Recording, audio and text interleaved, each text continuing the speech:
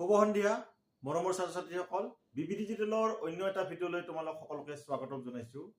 আজি আমি মেথছৰ যি আগত আলোচনা কৰি আছিলো ইন্ট্ৰডাকশ্যন টু ট্ৰাইগনোমেট্ৰি তাৰে আমি পৰৱৰ্তী এটা খণ্ডলৈ আগবাঢ়িছো। ইতিমধ্যে আমি অনুশীলনী 8.1ৰ ভালেকেইটা প্ৰশ্ন উত্তৰ আলোচনা কৰিলো, ভালেকেইটা অংক কৰিলো। এতিয়া আমি আজি পৰৱৰ্তী অংকটোলৈ গৈছো। সেইটো আমি ইতিমধ্যে বৰ্ডত আমি লিখি থৈছো।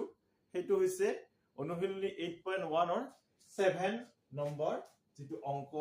এইটো কি দিয়া আছে চাই লবা। যদি cot θ ইকুৱেল 7/8 তেন্তে মান উলিওৱা। এক নম্বৰ প্ৰশ্নটো হল কি 1 plus sin θ into 1 minus sin θ divided by 1 plus cos θ into 1 minus cos θ। তাৰ পিছত আমাৰ 2 নম্বৰ ইয়াৰ লগত 2 নম্বৰ প্ৰশ্ন এটা আছে cot square θ equal what। তাৰ মানে cot square θ ৰ মানটো আমাৰ কি সেইটো উলিয়াব আমি লাগে। এতিয়া আমি পলম নকৰি ইয়াৰ সমাধানলৈ আগবাঢ়িছো। ইয়াতে সমাধানটো কেনেকুৱা হ'ব সেইটো চাই লবা। একেবাৰে সহজ। আমি ইতিমধ্যে ভালেখিনি কথা ত্ৰিকোণমিতি গম পাইছো। তাৰপৰে আমাৰ এই অংকবিলাক হ'ব। ইয়াতে আমাৰ কি দিয়া আছে প্ৰথমতে আমি এইটো লিখি লম 1 plus sin θ into 1 minus sin θ divided by 1 plus cos θ into 1 minus cos θ। এইটো ইয়াৰ পিছত কি হ'ব ইয়াৰ পিছৰ লাইনটো কি ইটো যদি আমি খুব ভালদৰে চাও ইটো আমাৰ এনেকুৱা এটা ফৰ্মুলাত গৈছে a plus b into a minus b equal কি হয় a square minus b square হয়। এইটো আমাৰ দ্বিপদ ৰাশিৰ এটা সূত্ৰ। দ্বিপদ ৰাশিৰ সূত্ৰ এইটো আমি পাইছো। এইটো আমাৰ বীজগণিত যিবিলাক অংক আছে তাতে আমাৰ এইটো ব্যৱহাৰ হয়। গতিকে ইয়াতে প্ৰথমতে আমি এইটো 1 plus sin θ into 1 minus sin θ that means 1 square minus sin square θ। তাৰ পিছত এইটো দ্বিতীয়টো তদ্ৰুপ ধৰণে 1 square minus cos square θ। এটা কথা হল কি ইয়াতে 1 square মানে 1 minus sin square θ এনেকে লিখিব পাৰো আৰু তলত কি লিখিব পাৰো 1 minus cos square θ। এতিয়া আমি ইয়াতে আৰু এটা কথা আমি চাব পাৰো সেইটো হৈছে কি আমি ইতিমধ্যে ত্ৰিকোণমিত এনেকুৱা ধৰণৰ এটা সূত্ৰ পাইছো 1 square sin square θ plus cos square θ equal 1। ইয়াতে sin square θ ইটো যদি আমি ইফালে নিও কি হ'ব 1 minus cos square θ। ঠিক একে ধৰণে এইবাৰ যদি আমি cos square θ টো ইফালে ৰাখো ইয়াক sin square θ যদি ইফালে নিও তেতিয়া আমি পাম 1 minus sin square θ। গতিকে আমি দুটা ইয়াৰ পৰা কি সম্পৰ্ক বাহিৰ কৰিব পাৰো। এই সম্পৰ্ক দুটা আমি ইয়াত ব্যৱহাৰ কৰিম। এতিয়া 1 minus sin square θ মানে কি 1 minus sin square θ মানে আমি কি লিখিব পাৰো cos square θ। গতিকে ওপৰত আমি কি লিখিম cos square θ। তাৰ পিছত আমাৰ 1 minus cos square θ আমি কি লিখিব পাৰিম sin square θ। গতিকে তলত আমি কি লিখিম sin square θ। এতিয়া ইয়াক আমি এনেকে লিখিব পাৰো cos θ by sin θ sin θ whole square কৰি দিব পাৰো। whole square কৰি দিলে কি হ'ব এইটো cos θ by sin θ মানে কি cos θ by sin θ মানে আমি আগত পাই আহিছো সেইটো হৈছে কি cot θ। গতিকে cot θ whole square হ'ব। এটা cot θ whole square মানে কি হ'ব 7/8 whole square 7/8 whole square মানে 7 square মানে হল 49 আৰু 8 square মানে হল 64। এনেকে আমি খুব সহজতে কি কৰিব পাৰো এই অংশটোৰ সমাধান কৰিব পাৰো যাৰ উত্তৰ হৈছে 49/64। এনেকে খুব সহজতে আমি ইয়াক কৰিব পাৰো। ইয়াৰ পিছত আমি 2 নম্বৰ অংকটোলৈ যাম। 2 নম্বৰ অংকটো একেবাৰে সহজ অলৰেডি দিয়াই আছে আমাক মানটো। গতিকে এইটো আসলতে একেই উত্তৰ হ'ব। এইটো cot square θ মানে আমি ইয়াক কেনেকে লিখিব পাৰো cot θ whole square কৰি লিখিব পাৰো। আৰু যেতিয়া এনেকে লিখিম তেতিয়া ইয়াৰ মানটো কি হ'ব 7/8 whole square equal 49/64। গতিকে এনেকে আমাৰ দুটা পাৰ্টৰে উত্তৰবিলাক আমি পালো আৰু এই উত্তৰ দুটা একেই হ'ব। গতিকে এনেকে খুব সহজতে আমি কি কৰিব পাৰো এনেহেন ধৰণৰ সমস্যা সমাধান কৰিব পাৰো। ইয়াৰ পিছত আমি পৰৱৰ্তী অংকটোলৈ যাম।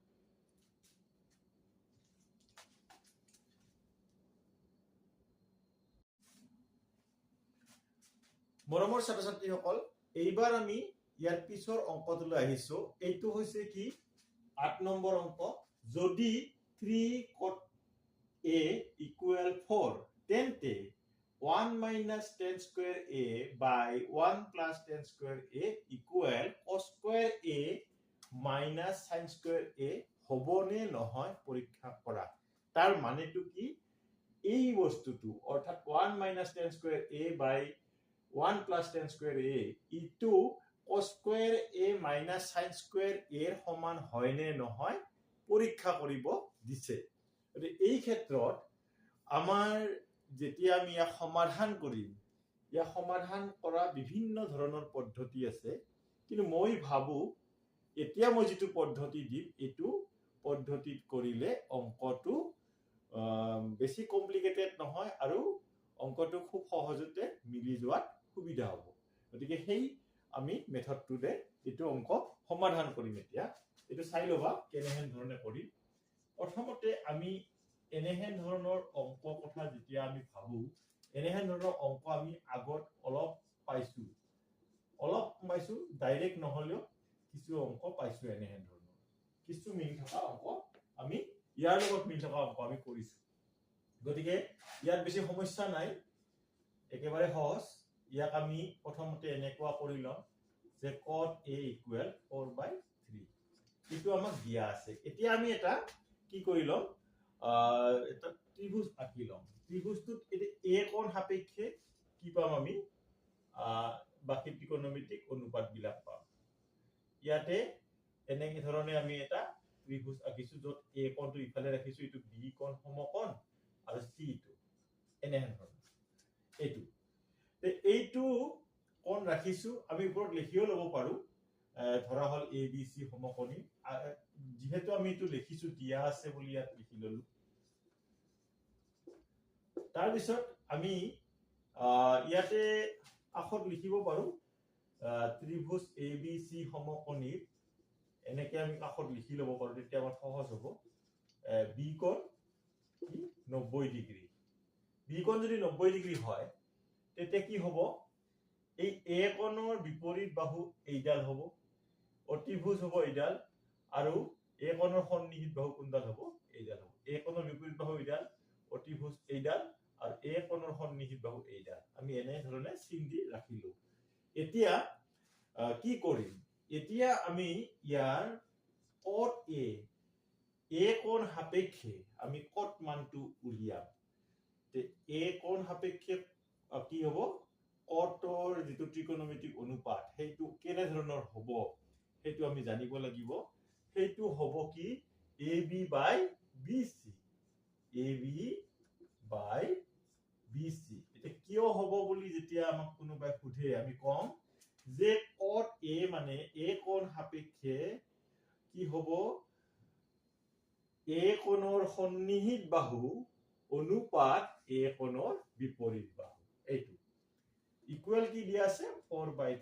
ইয়াক আমি এটা কি সমানুপাতিক ধ্ৰুৱক এটা দি আমি কি কৰি ললো, কি ধৰা হল বুলি আমি কৈ দিলো আগত যেনেকে পাইছো। তেতিয়া আমি কি পাম, a b ৰ মান কি পাম 4k পাম, আৰু bc ৰ মান কি পাম 3k পাম।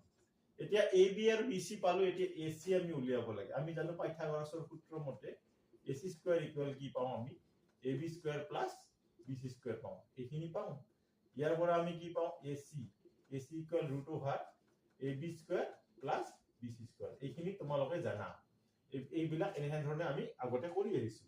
গতিকে ইয়াতে ab ৰ মান কি আছে 4k হোল স্কয়াৰ, আৰু bc ৰ মান 3k হোল স্কয়াৰ।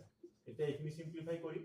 এইখিনি সিম্পলিফাই কৰিলে কি হ'ব, এইটো 16k স্কয়াৰ হ'ব প্ৰথমখিনি, আৰু দ্বিতীয়খিনি হ'ব 9k square, that is 25k square. আৰু ইয়াৰ যদি বৰ্গমূল আমি লওঁ তেতিয়া কি পাম, আমি ac ৰ মান কি পাম 5k পাম। এতিয়া আমি ইয়াৰ পৰা বাকি আমাক ইয়াতে লাগে কি কি, tan এ লাগে, cos এ লাগে আৰু sin এ লাগে। এইটা আমি মান উলিয়াই লম, যেহেতু আমাক ইয়াত ব্যৱহাৰ হ'ব। tan এ কি হ'ব, tan এটো খুব সহজ, ইয়াৰ উল্টা হ'ব 3/4 হ'ব, বা আমি এনেকেও লিখিব পাৰো যে bc by ab, that means 3/4। তাৰ পিছত আমাক লাগে কি cos cos A হলে কি হ'ব A কোণ সাপেক্ষে কি হ'ব A সন্নিহিত বাহু AB আৰু অতিভুজ কি আছে AC AB ৰ মান কি দিয়া আছে AB ৰ মান যদি আমি চাও 4k দিয়া আছে আৰু AC কিমান পাইছো আমি 5k গতিকে ইয়াত k কেনসেল 4/5 হ'ব ঠিক সেইদৰে আমাক আৰু কি লাগে sin A লাগে sin A কি হ'ব এটো নিশ্চয় গম পাবা sin A কি হ'ব A কোণৰ বিপৰীত বাহু বাই অতিভুজ BC ৰ মান কি আছে 3k AC ৰ মান 5k k কেনসেল 3/5 নিশ্চয় এটো গম পাইছা 3/5 এতিয়া আমি মানবিলাক বহুৱাই দি আমি প্ৰথমতে বাওপক্ষটো কৰি চাম যে বাওপক্ষ ইয়াতে অলপমান আমাৰ হেৰি হ'ব ঠাইৰ অলপ অভাৱ হৈছে আমাৰ তে বাওপক্ষ কি আছে আমাৰ 1 - tan square a by 1 + tan square a ইয়াত মানবিলাক বহুৱাই দি 1 - tan স্কয়াৰ a মানে 3/4 হোল স্কয়াৰ 1 - 1 + 3/4 হোল স্কয়াৰ এনেকুৱা হল ইখিনি সিম্পলিফাই কৰিম আমি ইয়াতে কি হ'ব এটো একেবাৰে অলপ সহজকে কৰি ললো ইয়াতে ইয়াৰ 4 স্কয়াৰ কৰিলে এটো 16 হ'ব ইহতৰ লসাগু 1 আৰু 4 কি 16 লসাগু কি হ'ব 16 হ'ব এতিয়া একেদি 16 বাৰ যায় একেদি 16 বাৰ যায় 16 গুণ 16 ওপৰ 16 হ'ব আৰু এটো কি হ'ব 9 হ'ব ঠিক এইদৰে ইয়াতে কি হ'ব ইয়াতে 16 হ'ব এটো এতিয়া হ'ব 16 যোগ 9 এই 16 কেনসেল হ'ল এটো 16 আৰু 9 গলে কিমান হ'ব 7 আৰু এটো 16 9 কিমান হ'ব 25 এখিনি নিশ্চয় গম পাইছা অলপ ভালদৰে যদি ক্যালকুলেশন কৰা খুব সহজতে এটো মিলি যাব অসুবিধা নাই তাৰ পিছত আমি ইটো পালো এতিয়া সপক্ষলৈ আহিছো আমি সপক্ষটো আমাৰ ইয়াতে আমি এনেকে আজিও কৰিব পাৰো এনেকে সপক্ষত কি পাম আমি চাম cos A মানে কি 4/5 এটা একবার লিখি লব পারা ইচ্ছা কৰিলে নললেও হ'ব আগৰ ওপৰত আছে যেহেতু আমি লিখি লম ঠাই আমাৰ অভাৱ হৈছে ঠাইৰ অলপ অভাৱ হৈছে সপক্ষটো কি cos A whole square minus sin square A তে cos A মানে 4/5 হোল স্কয়াৰ আৰু ইটো হ'ব 3/5 হোল স্কয়াৰ ইটো হ'ল এইখিনি সমাধান কৰিলে কি হ'ব ইটো হ'ব 16/25 আৰু ইটো হ'ব 9/25 এখিনি সিম্পলিফাই কৰিলে আমি পাম 16 - 9/25 that is 7/25 আমি কি দেখিলো বাপক্ষ সমান সপক্ষ পালো এতেকে বাপক্ষ সমান সপক্ষ পালো আমি তার মানে কি পৰীক্ষা কৰাতে আমি কি দেখা পালো যে ইটো হয় বুলি আমি লিখিব লাগিব যে বাপক্ষ সমান সপক্ষ হয় হয় বুলি লিখিলে হল ইয়াতে বাপক্ষ সমান সপক্ষ হয় এনেকে লিখিলে হয় গতিকে আমি কি পালো আসলতে যে cot 3 cot A = 4 হলে 1 - sin square A by 1 + tan square 1 - tan square A by 1 + tan square A equal কি হ'ব cos square A - sin square A হয় এইটো হল কথা এনেহেন ধৰণে খুব সহজতে আমি কি কৰিব পাৰো এনেহেন ধৰণৰ সমস্যা কৰিব পাৰো এই অংকটো আমি বেলেগ পদ্ধতিৰেও কৰিব পাৰো কিন্তু ক্যালকুলেশন বিলাক আৰু অলপ জটিল হোৱাৰ কাৰণে আমি এনেকে আমি এটা সিম্পল এটা মেথডত আমি এনেকে খুব সহজতে কৰিব পাৰো গতিকে এইটোৱে আজি আমি দুটা অংক বিশেষকৈ আলোচনা কৰিলো নিশ্চয় তোমালোকে বুজি পাইছা যদি কিবা সকজা থাকে মোক কমেন্ট বক্সত কমেন্ট কৰিবা আৰু যদি ভিডিওটো ভাল লাগিছে তেতিয়া লাইক শেয়াৰ কমেন্ট কৰিব নাপাহৰিবা বিশেষকৈ শেয়াৰ কৰিবা যাতে তোমালোকৰ নিচিনা আৰু বহুতে এই ভিডিওটো চোৱাত সুবিধা হয় আৰু যিবিলাকে মোৰ চেনেলটো সাবস্ক্ৰাইব কৰা নাই তেওঁলোকে মোৰ চেনেলটো সাবস্ক্ৰাইব কৰিবা এইখিনি আজিলৈ ইমানতে এৰিব বিচাৰিছো ধন্যবাদ শুভৰাত্ৰি